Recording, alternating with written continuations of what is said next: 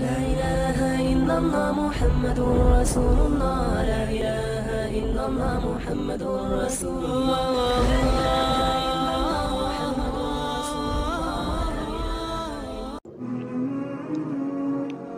یکم محرم الحرام کو خلیفہ دوم سیدنا عمر فاروق رضی اللہ تعالیٰ عنہ کی شہادت ہوئی، اور یہ وہ عمر ہیں جن کے متعلق میرے اور آپ کے محبوب کا فرمان ہے کہ جب کوئی رشتہ دار کسی کا فوت ہوتا ہے، کوئی آدمی فوت ہوتا ہے، تو اس پر اس کے رشتہ دار روتے ہیں، اس کے دوست روتے ہیں، اس کے ہمسائے آنسو بہاتے ہیں۔ میرے اور آپ کے محبوب نے عمر کو فرمایا، عمر جب تو دنیا سے رخصت ہوگا تو اسلام تجھ پہ رہے گا۔ اتنی عظیم شخصیت، ان کی شہادت یکم محرم الحرام کو ہوئی۔ حضرت عمر رضی اللہ تعالیٰ عنہ حج کر کے واپس تشریف لا رہے تھے، آخری حج تھا، رات کا وقت ہے، کنکریوں کو بستر بنا کے سر کے نیچے اینٹ رکھ کے آرام کر رہے تھے اور چاند کو دیکھ رہے تھے کہ چاند کبھی چھوٹا ہوتا ہے رات کو، کبھی بڑا ہوتا ہے، اس طرح اس کی مختلف کیفیات بدلتی رہتی ہیں۔ تو حضرت عمر رضی اللہ تعالیٰ عنہ اپنے بارے میں سوچ رہے تھے کہ میری بھی یہی حالت ہے، کبھی جوبن تھا، کبھی جوانی تھی، کبھی شباب تھا، آج میرے کوا کمزور ہو گئے ہیں اور ہڈیاں کمزور ہو گئی ہیں۔ حضرت عمر رضی اللہ تعالیٰ عنہ نے اس وقت دعا مانگی، اللہم ارزقنی شہادتاً فی سبیلک، اے اللہ میں تیرے راستے میں شہادت کا سوال کرتا ہوں۔ اور دوسری دعا مانگی، اے اللہ میں تیرے حبیب کے شہر محمد عربی صلی اللہ علیہ وسلم کے شہر میں شہادت مانگتا ہوں۔ صحابہ کرام فرماتے ہیں کہ یہ دعا بڑی عجیب تھی کہ وقت کے امیر المومنین ہیں، وقت کے خلیفہ ہیں، اور اسلامی خلافت، اسلامی سلطنت موجود ہے اور دارالخلافہ بھی موجود ہے، یہ کیسے ہو سکتا ہے کہ حضرت عمر رضی اللہ تعالیٰ عنہ کی شہادت ہو؟ حضرت عمر رضی اللہ تعالیٰ عنہ فرمایا کرتے تھے کہ میں اللہ کے نبی کے ساتھ احد پہاڑ پر موجود تھا، تو احد کا پہاڑ ہلنے لگا، تو اللہ کے نبی نے زور سے اس پہ پاؤں مار کے کہا، اثبت احد فإنما علیک نبی و صدیق و شہیدان، کہ احد پہاڑ تو ٹھہر جا، تیرے اوپر ایک نبی ہے اور ایک صدیق ہے اور 2 شہید ہیں۔ نبی سے مراد حضور اکرم صلی اللہ علیہ وسلم تھے، صدیق سے مراد ابو بکر صدیق تھے، اور شہیدان سے مراد یعنی 2 شہید، ایک میں عمر تھا اور دوسرا عثمان تھے۔ تو اس وقت مجھے یقین ہو گیا تھا کہ مجھے شہادت ملے گی۔ اور اسی طرح حضرت عمر رضی اللہ عنہ نے خواب دیکھا، اور خواب کے اندر بھی یہی کیفیات نظر آئی کہ میری شہادت ہوگی۔ حضرت عمر رضی اللہ تعالیٰ عنہ جب حج سے واپس مدینہ میں آئے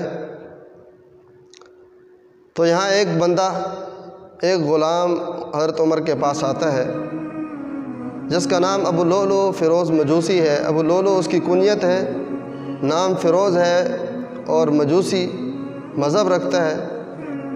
یہ ایران اس کا گھر ہے، خاندان ہے اس کا، یہ ایرانی نسل کا بدمعاش تھا۔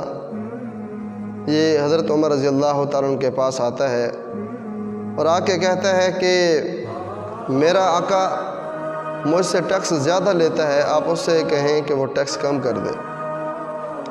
تو حضرت عمر رضی اللہ تعالیٰ عنہ نے پوچھا، بھئی تمہارا کام کیا ہے؟ تو اس نے بتایا کہ میرا کام یہ ہے، میں پتھروں کو گھڑتا ہوں، پتھروں سے کام لیتا ہوں، اس طرح چکیاں بھی بناتا ہوں اور صراف اور سنارے کا کام بھی کرتا ہوں۔ تو حضرت عمر رضی اللہ عنہ نے فرمایا کہ آپ کے کام بہت ہیں، آمدنی آپ کی زیادہ ہے، اچھی خاصی کما لیتے ہیں آپ، لہٰذا آپ کا مالک آپ سے ٹیکس جو لیتا ہے وہ کتنا لیتا ہے؟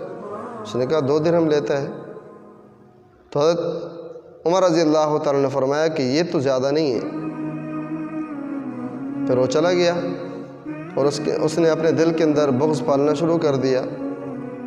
پھر ایک دفعہ حضرت عمر نے اس کو بلایا اور کہا کہ ہمارے لیے ایک چکی بنا دو جو مسلمانوں کے فائدے کے لیے ہوگی، مسلمانوں کے کام آئے گی، ہم آپ کو آپ کے مالک سے زیادہ معاوضہ دیں گے، آپ کو اس سے فائدہ ہوگا۔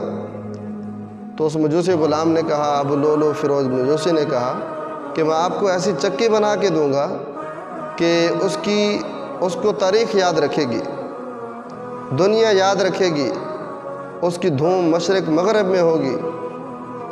جب یہ چلا گیا تو حضرت عمر فاروق رضی اللہ تعالیٰ نے صحابہ کو فرمایا کہ یہ شخص مجھے قتل کی دھمکی دے کے گیا ہے۔ صحابہ نے کہا، امیر المومنین ابھی آپ حکم کریں، اس کو گرفتار کر لیتے ہیں، پکڑ کے اس کو ہم ختم کر دیتے ہیں۔ لیکن قربان جائیں، حضرت عمر نے بڑی عجیب بات ارشاد فرمائی۔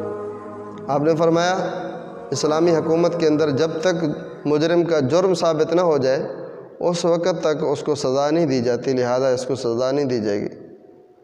پھر حضرت عمر رضی اللہ تعالیٰ عنہ جس طرح اسلامی حکومت کے سربراہ تھے، اس طرح مسجد کے امام بھی تھے۔